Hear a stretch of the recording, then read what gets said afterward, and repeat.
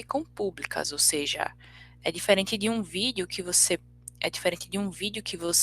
procura no YouTube, por exemplo, que você digita lá, por exemplo, aula professora Milena Farias, essas gravações de aula, elas não ficam disponibilizadas para o público, vocês só conseguem acessar se eu mandar o link para vocês ou pelo meu site que vai ter lá o, o local do vídeo, né? Então, fiquem tranquilos, né? Se caso alguém apareça na webcam, caso alguém fale durante a aula, eu tenho esse cuidado porque muitos de vocês são menores de idade, então a gente precisa ter todo esse cuidado, tá? Então, vou recapitular aqui brevemente o que a gente viu nas aulas passadas. A gente falou, né, sobre um documento que trazia uma situação, um problema, envolvendo colheita e agricultura, e fiz uma comparação entre o texto que está aqui, dessa imagem que está representada aqui em português, e como que seria a representação algébrica desse problema, onde as variáveis x, y e z, elas representam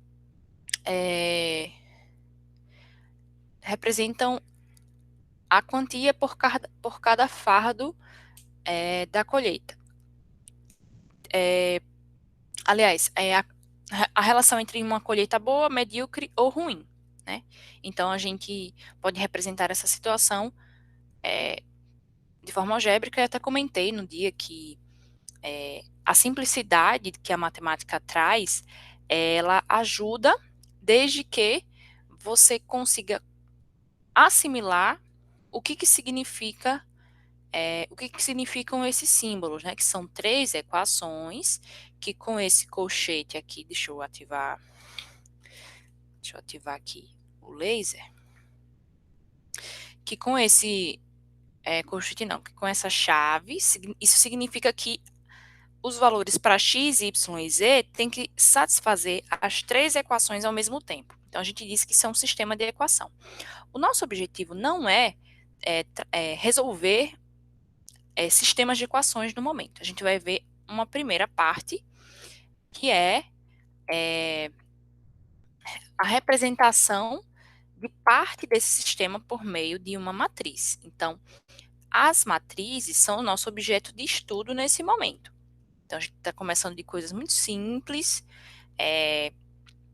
para quando a gente chegar na parte de multiplicação de matrizes, vocês já vão ver que a complexidade ela aumenta um pouquinho, né? E a parte computacional ajudou muito as pessoas, né?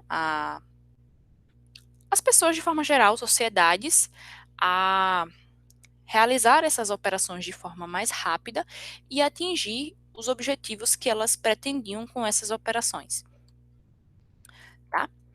Aí eu trouxe também alguns aspectos históricos, mostrei aqui um vídeo falando de efeitos especiais, né, que seria, digamos que a ponta do iceberg, né, digamos assim, de toda a matemática que existe na ciência da computação. É uma das grandes aplicações, né, existem outras, mas chama bastante atenção, né, porque todo mundo aqui já viu um filme com efeitos especiais, a maioria já viu, na verdade. E até filmes que a gente acha assim que não tem efeito especial, eles possuem efeito especial. E esse tipo de, não é atividade, mas esse recurso, ele existe graças à computação gráfica. Tá? Em seguida, a gente mostrou uma tabelinha que está no livro de vocês, ó, o livro do 2015, só que é o livro do terceiro ano, o livro da terceira série, que estou aqui com ele. Ó, aqui, ó, vou mostrar para vocês. E essa tabela ela traz a expectativa de vida do brasileiro na época de 2015. Já está um pouco desatualizado, mas dá para a gente ter uma ideia do que ocorre, né? Se a gente fosse distribuir a expectativa de vida por sexo, ou seja, sexo biológico, eu não estou considerando aqui a ideia de gênero, estou considerando apenas o sexo biológico de nascimento, nós teríamos essa expectativa de vida em cada região. Ou seja, a gente observa que, deixa eu ver aqui, no sexo masculino, por exemplo, a região sudeste traz a maior expectativa de vida.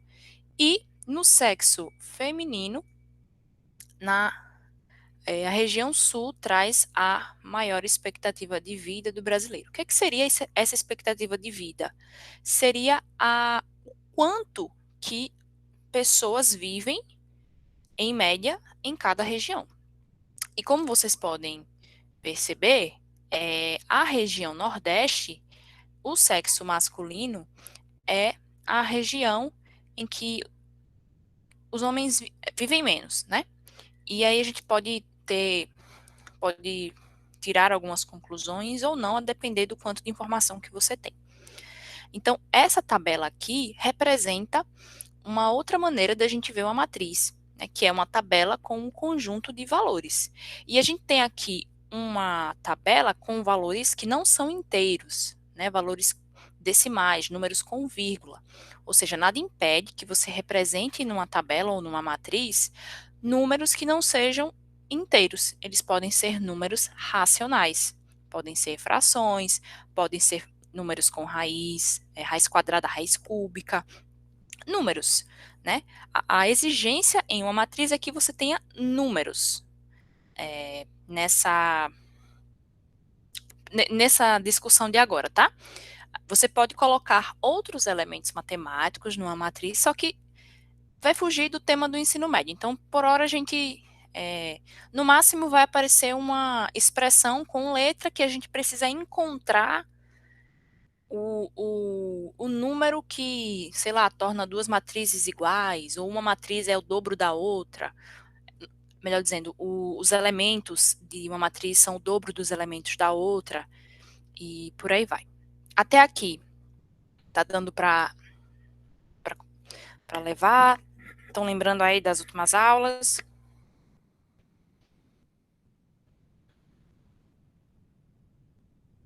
Sinalizem, por favor, se tá tudo ok. Tá. Vou um pouquinho mais rápido para a gente chegar onde a gente quer hoje. Aí a gente trouxe a definição do que seria uma matriz. Aí eu falei como a gente representa um elemento da matriz, que é por uma letrinha minúscula, e dois números que estão no índice, que são números que estão abaixo da letra.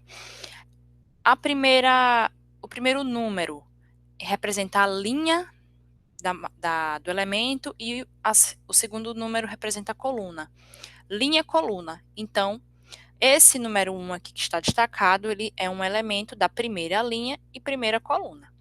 Aí eu destaquei o 2 aqui, que está na segunda linha e na terceira coluna, né? Ele vai ficar A, índice 2, 3. O 39 seria o A43, ou seja, ele está localizado na linha 4 e na coluna 3. E nós também vimos que você pode representar matrizes por meio de uma regra que relaciona a posição do elemento na linha e na coluna. Aqui são matrizes especiais, tá? Nem todas as matrizes a gente vai conseguir expressar o número por meio de uma relaçãozinha, como essa, certo? Ela é interessante para descrever alguns padrões e basicamente ajuda muito a gente a fixar aquela coisa de linha-coluna. E aí a gente até fez um exemplo aqui, né? Representar explicitamente essa matriz, de forma que cada elemento fosse igual a 2 vezes a coluna, a linha mais o número da coluna. A gente viu também que a matriz, ela vai ter essa expressão, por exemplo, 2 por 4. Isso significa que essa matriz tem 2 linhas e 4 colunas. Se fosse uma matriz A 3 por 3, ela teria 3 linhas e 3 colunas. E essa representação com esse índice vai ser muito importante quando a gente for trabalhar com multiplicação de matrizes, certo? Então, continuando aqui o que a gente viu, nós trabalhamos a adição de matrizes, que significa basicamente somar os elementos de mesma posição, né? Por exemplo, aqui a matriz 2 por 2, ou seja, duas linhas e duas colunas. 4, 7, menos 5 e 3, mais essa segunda matriz 2, 1, menos 3, menos 6, nós vamos pegar o 4 e somar com 2, 4 mais 2 dá 6, em seguida 7 mais 1, que dá 8, e por aí vai, sempre somando os elementos de mesma posição. Então, alguém pode perguntar assim, professor, então a gente sempre vai conseguir somar a matriz? Não. Por quê? Porque se você tiver matrizes com dimensões diferentes, tamanhos diferentes, não vai ser possível somar os elementos correspondentes. Por exemplo, se eu tiver uma matriz que só tenha uma linha e 3 colunas, eu não vou conseguir somar essa matriz de uma linha e 3 colunas com uma matriz, por exemplo, 2 por 2, porque eu não tenho uma segunda linha na primeira matriz. Então, é um requisito que para somar matrizes, o número de linhas seja igual ao número de colunas. Então, eu fiz dois exemplos aqui com matrizes 2 por 2. E esse segundo exemplo aqui deu a matriz nula, que eu vou tratar com vocês hoje. Falamos de matrizes opostas, que são aquelas matrizes que, quando você soma os elementos correspondentes, você obtém como resultado a matriz nula, né? 2 menos 2 dá 0, 0 mais 0 dá 0, 7 mais menos 7 dá 0, e menos 8 mais 8 também dá 0. Então, a gente chama essa matriz, que só possui elemento 0, de matriz nula, né? Aí você pode perguntar, professora, por que se faz questão de falar da matriz nula? Porque na teoria de matrizes, existem alguns fenômenos que resultam em matrizes nulas. E quando você tem matrizes nulas, isso é como se desse indicativos de outros fenômenos, né? Na educação básica, a gente trabalha só os princípios, sabe? Mas essa matriz nula, ela é extremamente importante. São coisas do tipo assim, olha, se você tem uma matriz com essa característica e outra característica, então determinado fenômeno vai gerar uma matriz nula. Consequentemente, por ser uma matriz nula, a gente diz que determinada coisa acontece em outra teoria matemática. Então, é muito comum que uma área use a teoria de matrizes para poder comprovar teoremas. Lembra lá dos teoremas das primeiras aulas? Então, é muito comum. Muito comum que as matrizes, elas sejam usadas em outras teorias, como uma simplificação de escrita mesmo, de linguagem. Então, é um conteúdo muito importante, apesar da gente não ver assim na vida real assim uma aplicação imediata, ela tem uma importância fora do comum. Então, por isso que a gente traz as matrizes para vocês na educação básica, ainda que bem inicial, sabe? Falamos da subtração, né? Que como a adição, ao invés de somar, você vai subtrair os elementos correspondentes. E perceba que até aqui não é tão difícil, né? Multiplicação de um número real por uma matriz, ou seja, isso é possível. É como se fosse na álgebra básica lá, de fazer a distributiva, né? Você pegar esse 4 e multiplicar por x e em seguida multiplicar por 3. Você vai ter como resultado aqui 4x mais 12. Né? Você multiplicou essa expressão matemática por 4. Então, multiplicar um número real por uma matriz é você pegar esse número e multiplicar cada elemento da matriz, gerando uma nova matriz, onde os elementos da nova matriz serão todos multiplicados por esse número que está aqui fora, que nesse caso é o 6. Então, a gente diz que houve uma multiplicação por um número real, ou por um escalar. E esse número pode ser qualquer número real, gente. Pode ser uma fração, pode ser até o zero. Pode ser, pode ser um número negativo, pode ser um número irracional. Vocês que, vocês que escolhem a situação que vai ditar, né? Então, por exemplo, se você tem uma tabela de preços e você quer aplicar um desconto de 20% em todos os preços, se você tiver um sistema, até o próprio Excel faz isso. Se você tiver um sistema com todos esses valores tabelados e você quiser aplicar um desconto de 20% em cada valor, você consegue programar essa matriz de maneira que você multiplique cada elemento dessa matriz por, se é um desconto de 20%, por 0,8. Então, você multiplica cada elemento por 0,8 e você tem a tabela de preços atualizada, sem precisar fazer a operação na mão, né? A gente já tem recursos computacionais para isso. Mas para fazer isso de forma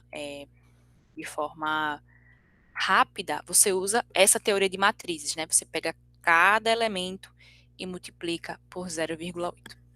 Tá? Bom, aqui a gente viu alguns exemplos, né?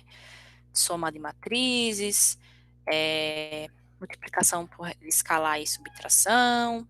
Ficou esse exercício aqui para vocês fazerem também. Aí depois a gente teve um exemplo um pouquinho mais delicado, que a gente tinha que achar uma matriz A de forma que essa equação acontecesse, né? E hoje eu vou trazer para vocês alguns tipos de matrizes que recebem nomes especiais, tá? A matriz mais difundida e muito conhecida é a chamada matriz quadrada. Ela é uma matriz que o número de linhas vai ser igual ao número de colunas. Então, geralmente, ela vai ter essa notação aqui. Ela vai ser... Opa. Só um momento.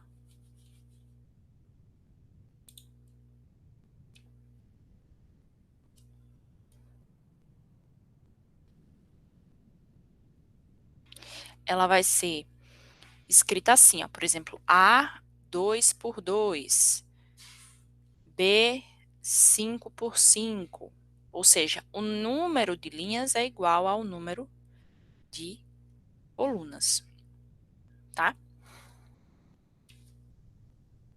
Deixa eu ver se estão aqui, beleza. Então, como é que seria na prática? Né? Eu trouxe aqui 3 exemplos. Eu tenho uma matriz A, que ela é 3 por 3, né?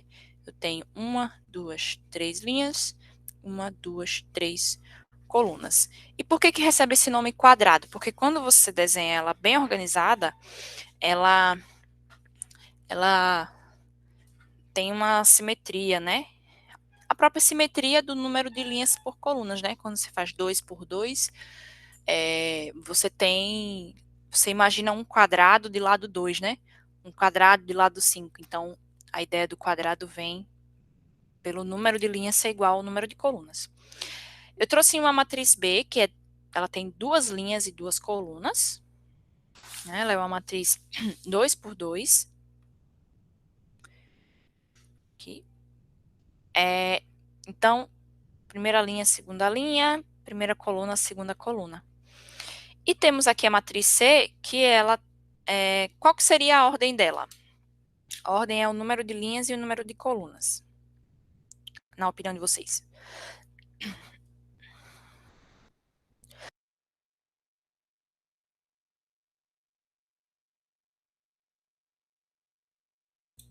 E aí?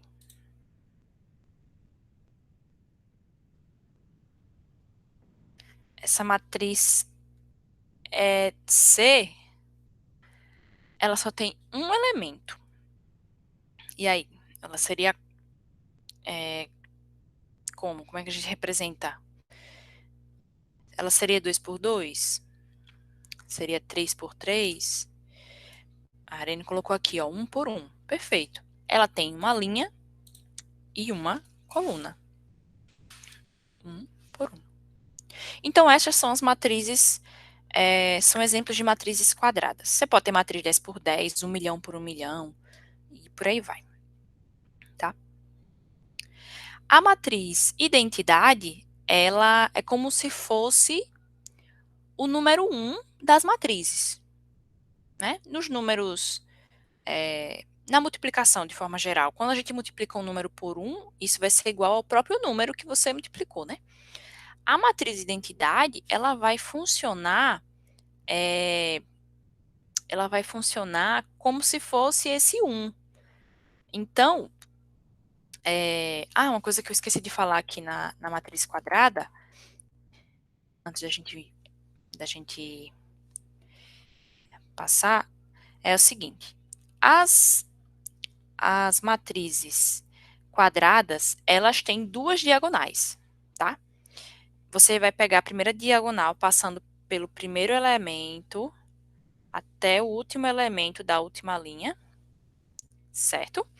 E a gente vai chamar essa diagonal de diagonal principal,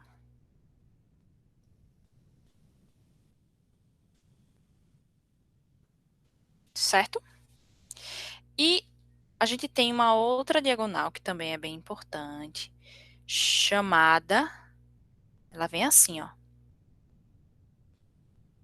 A gente chama ela de diagonal secundária, ok? Aqui, da mesma maneira,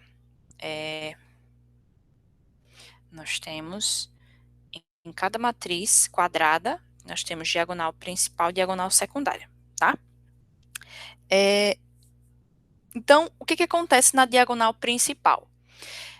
Na diagonal principal, o elemento, ele tem o mesmo número da matriz da coluna. Esse 4 ele vai ser o A11, esse 2 vai ser o A22, e a diagonal principal vai ser o A33. Então, um elemento da diagonal principal quando o número da linha é igual ao número da coluna, tá? E no caso da diagonal secundária, vamos ver se a gente consegue achar um padrão. Aqui eu tenho A13, A22 e A31, né? Você tem uma simetria entre os extremos, né? Então, aqui é uma informação, a diagonal principal é a mais usada, e ela vai aparecer aqui na matriz identidade, né? O que seria a matriz identidade? Ela vai ser uma matriz onde os elementos dessa diagonal principal serão todos iguais a 1 e os outros elementos serão iguais a 0. Então, a matriz identidade, se a gente fosse fazer um desenho aqui, a diagonal principal só tem 1 e o resto é 0. Aqui na matriz 3 por 3, a diagonal principal só tem 1 e todos os outros têm 0. Se a gente fosse fazer uma matriz 4 por 4, como é que a gente ia fazer? A primeira linha ia começar com 1, ela é 4 por 4, tá? E os outros 3 números seriam iguais a 0. A segunda linha não seria o primeiro com 1, seria o segundo elemento com 1, né? Da posição 2, 2. E os outros com 0. E aí você vai avançando, ó. 0 e 0, 0, 0, 1. Tá bom? Essa seria a matriz identidade. A matriz nula, que nós já falamos anteriormente, ela é uma matriz em que todos os seus elementos são iguais a zero. E você pode ter uma matriz nula, mesmo que ela não seja uma matriz quadrada, né? Eu tenho aqui uma matriz que é 2 por 2, aqui eu tenho uma matriz 1 por 4, ou seja, eu tenho uma linha e 4 colunas, e aqui eu tenho 3 linhas e 2 colunas, né? Ela será nula, essa matriz será nula quando todos os elementos dessa matriz forem iguais a zero, certo? E por último, eu tenho aqui a chamada matriz transposta, que é a matriz que dá um pouquinho mais de trabalho, digamos assim, mas a ideia dela é muito simples. Como que acontece? Uma matriz é, uma matriz é transposta a uma outra quando você tem a seguinte situação. Essa matriz 3 por 2, ela tem 3 linhas e 2 colunas. Aí a sua transposta vai ser a matriz formada pelos mesmos números, só que você vai inverter. A linha vai virar coluna e a coluna vai virar linha. Então, ó, a primeira linha, que é formada por 5 e menos 4, se transformou na primeira coluna, nessa A transposta, que tem o Tzinho em cima. Aqui, ó. Deixa eu ativar o apontador. A primeira linha se tornou a primeira coluna. Depois, a segunda linha se tornou a segunda coluna. E a terceira linha se tornou a terceira coluna. E o que foi que aconteceu com as dimensões da matriz transposta?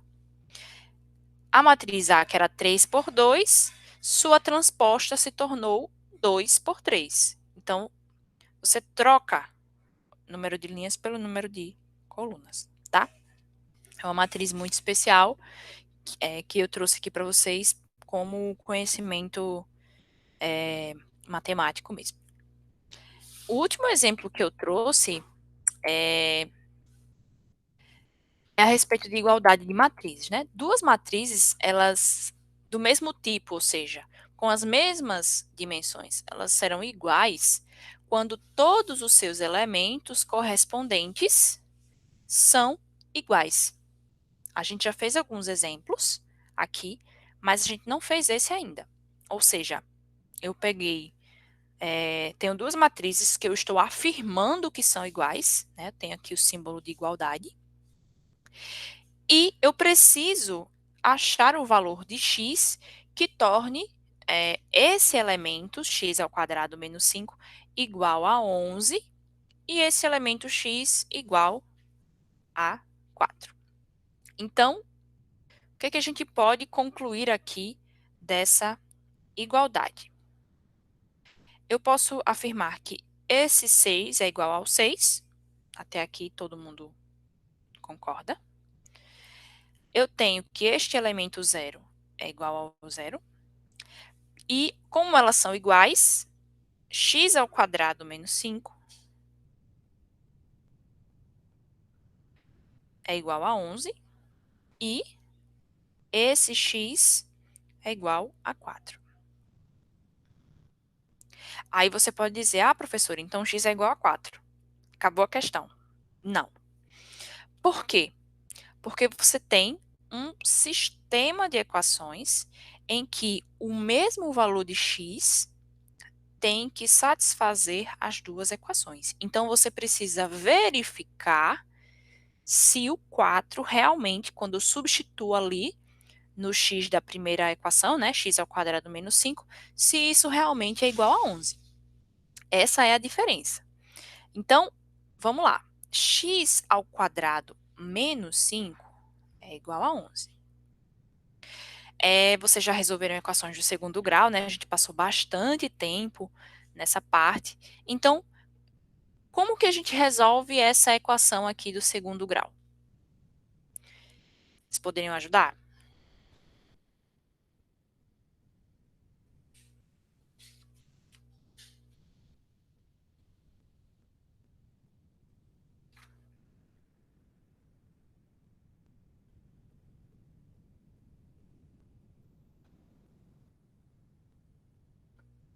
Como eu faço para achar o valor de x aí? Perceba que não precisa nem usar a fórmula de Bhaskara, porque a gente vai usar um dos primeiros casos de equação de segundo grau.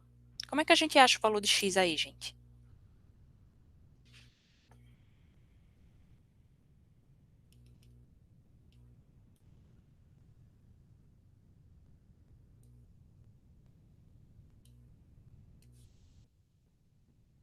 Alguém para auxiliar aqui?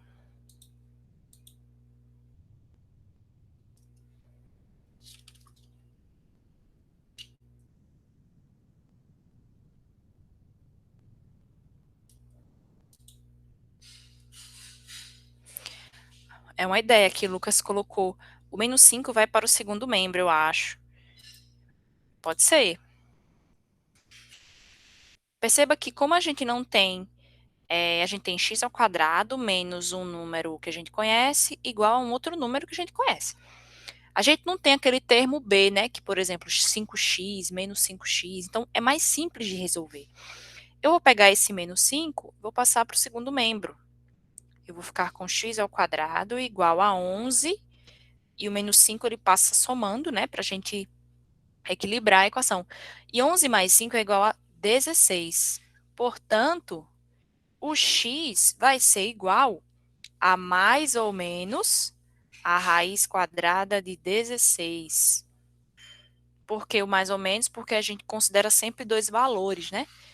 No caso de uma equação de segundo grau. Qual que é a raiz quadrada de 16, gente? Qual é o número que é elevado ao quadrado da 16? É o 4 ou o menos 4. Por isso que a gente tem o mais ou menos, né? Então, o número que é o quadrado da 16 ou é o 4, né? Mais 4, ou é o menos 4.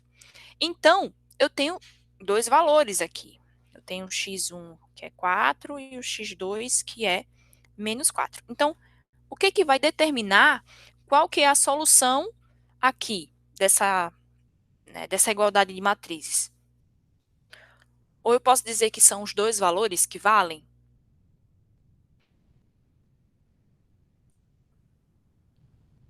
Vamos lá. Quem acredita que sejam os dois valores? 4 e menos 4. Levanta a mão aí, a mão virtual. Lucas acredita que são os dois valores, 4 e menos 4. Pode abaixar a mão, por favor, Lucas. Obrigada. Quem acha que é apenas o 4? Levanta a mão. Mariane, o Caio. Bom, quem acredita, a Ana, quem acredita que seja apenas o menos 4?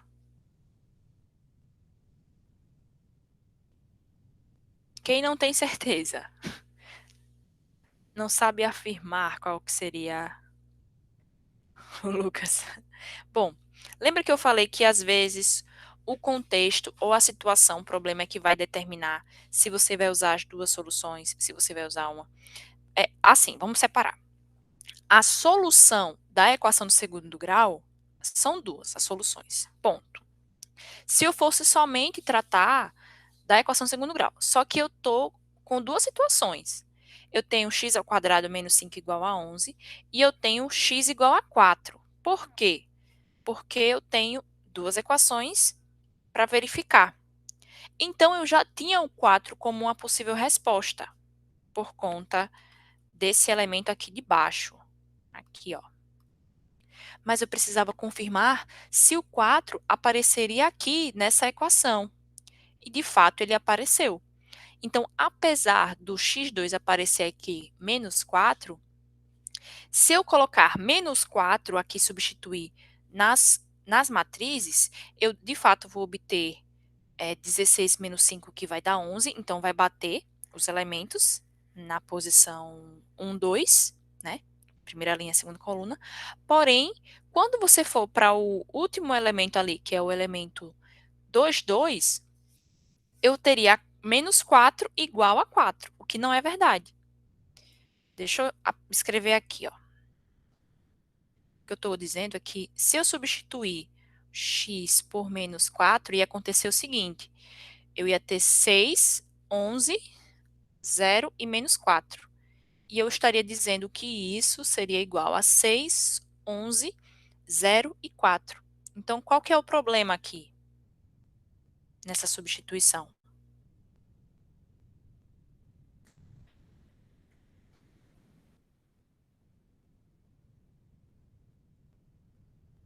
Lembra que eu disse que duas matrizes são iguais quando os seus elementos correspondentes forem iguais? Este elemento aqui, opa, deixa eu apagar que ficou muito escuro. Este elemento aqui, na posição 2, 2, é diferente desse aqui. Eles são, na verdade, simétricos, né? Um é menos 4 e o outro é 4. Esses números não são iguais, gente. Para que fosse igual, ia ter que aparecer 4 igual a 4. Ou então menos 4 igual a menos 4. Por que que aconteceu isso? Porque eu usei um valor que não satisfaz esse sistema aqui, tá? Então, o que que acontece se a gente colocar menos 4? A gente vai ter x diretamente aqui substituído vai dar 4. E como eu tenho um número ao quadrado, menos 4 ou 4 ao quadrado vai dar 16 de qualquer forma. Então, essa é a diferença. Por isso que a, a solução aqui vai ser o número 4 apenas. Ficou claro? Querem que eu repita?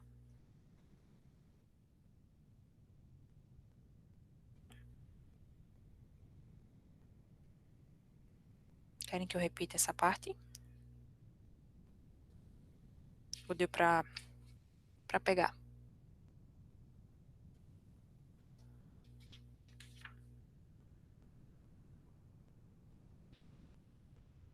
Entenderam não? Ou não do tipo que não precisa... Ah, tá. Que não precisa repetir, né? Tá bom. Nossa aula tá chegando ao fim. E aí, o que é que eu vou fazer? Eu vou tirar foto de uns exercícios que eu separei aqui. Eles serão diferentes dos exercícios que possivelmente estarão no formulário, mas são exercícios legais, entendeu? Eu tenho 7 exercícios aqui, que eu vou deixar para vocês exercitarem mesmo, entendeu? E aí, eu vou criar um local lá no Google Sala de Aula para que vocês entreguem. E aí eu vou utilizar essa atividade como pontuação extra para vocês. Combinado? Porque a daqui para que saia o formulário pode demorar uns dias. Então, se vocês quiserem, por exemplo, pegar mais tarde o assunto, entendeu? Vocês podem absorver melhor. Aí, assim, tem exercícios mais simples, tem exercícios médios e exercícios mais elaborados, assim, mais desafiadores. E aí vocês podem tentar fazer. Então, eu vou disponibilizar e eu vou fechar o envio até quinta. Por que até quinta? Porque o meu horário na escola é até quinta-feira, entendeu? E aí eu gostaria, por exemplo, se eu deixar até 3 horas da tarde, eu consigo corrigir a tempo, sabe? Porque a disponibiliza, o envio da nota para o estagiário depende muito do, do atraso ou não do envio, entendeu? Se todo mundo, por exemplo, deixa para entregar no último dia ou atrasado, isso me atrasa também. Então, essa atividade, ela não é obrigatória. Essa atividade é para quem desejar fazer atividade de fixação, entendeu? Lembrando que a atividade do formulário, inclusive, é para a semana que vem, né? Ela só é disponibilizada na semana que vem. Mas eu sei que muitos de vocês querem aproveitar o pique da aula, né? Não só na minha matéria, mas em outras também. Pode ser assim?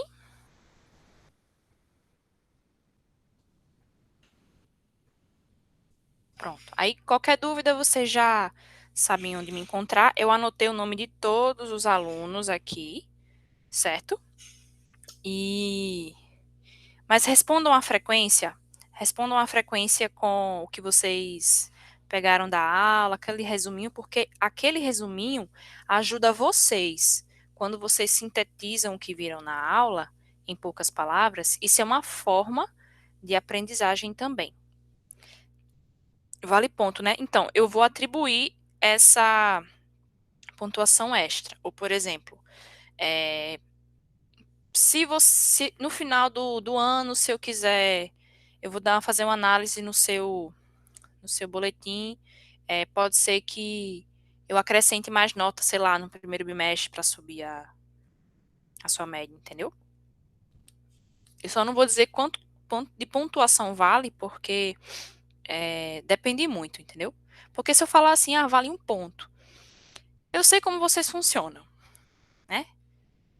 Aí, às vezes, uma atividade que é para incentivar a aprendizagem, ela se torna uma atividade só, você faz de qualquer jeito, às vezes, só para ter a pontuação. E não é assim.